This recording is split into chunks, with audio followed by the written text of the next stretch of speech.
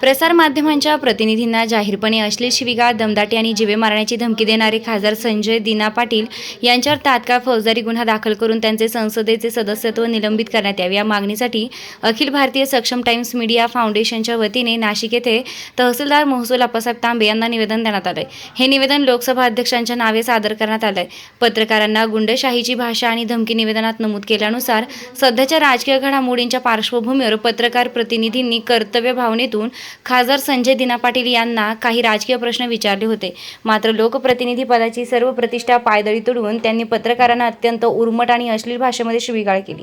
माझ्याकडे जेवायला या, मी तुम्हाला बघतो, परत नीट पाठवणार नाही अशी गुंडशाहीची भाषा वापरत त्यांनी पत्रकारांना थेट जीवे मारण्याची धमकी दिली। ही घटना अत्यंत निंदनीय असून संसदीय लोकशाहीला काळिमा फासणारी आहे असा संताप संघटनेचे व्यक्त केला आहे। पत्रकार संरक्षण कायद्याचे उल्लंघन महाराष्ट्रात पत्रकारांच्या संरक्षणासाठी महाराष्ट्र पत्रकार आणि पत्रकारिता संस्था हिंसेला व मालमत्तेच्या नुकसानीला प्रतिबंध कायदा लागू आहे। या कायद्याच्या कलम 3 आणि 4 अंतर्गत पत्रकारांवर हल्ला करणे, त्यांना धमकावणे किंवा त्यांच्या कामात अडथळा आणणे हा दाखलपात्र आणि अजामीनपात्र गुन्हा आहे। खासदारांनी या कायद्याचा आणि भारतीय न्याय संहितेच्या नियमांचं उघडपणे उल्लंघन केलं असल्याचं निवेदनात म्हटलंय। संघटनेच्या प्रमुख मागण्या: खासदार संजय दिना पाटील यांच्यावर नवीन पत्रकार कायदा, संरक्षण कायदा व भारतीय न्याय संहितेच्या संबंधित कलमांनुसार तात्काळ गुन्हा दाखल व्हावा। माननीय लोकसभा सभापतींनी या गंभीर कृत्याची निस्वार्थपणे व स्वनिर्णयानं दखल घेऊन सदर खासदारांचे संसदेचे सदस्यत्व त्वरित निलंबित करावे।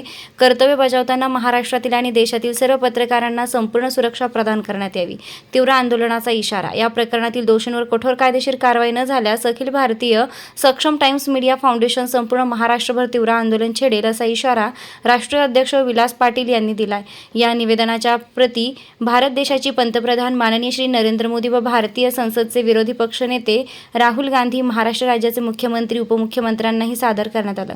निवेदन सादर करतेवेळी संघटनेचे सरचिटणीस सुनील मगर, जिल्हाध्यक्ष योगेश घोलप, कार्याध्यक्ष अस्मिता वानखेडे, राजेंद्र भालेराव, नवीन नाशिक प्रतिनिधी पंकज पिंगळे यांच्यासह सक्षम पोलीस टाइम्सचे प्रतिनिधी उपस्थित होते। रोखोक पोलीस टाइम्स न्यूजसाठी प्रतिनिधी सुनीता जैन, नाशिक।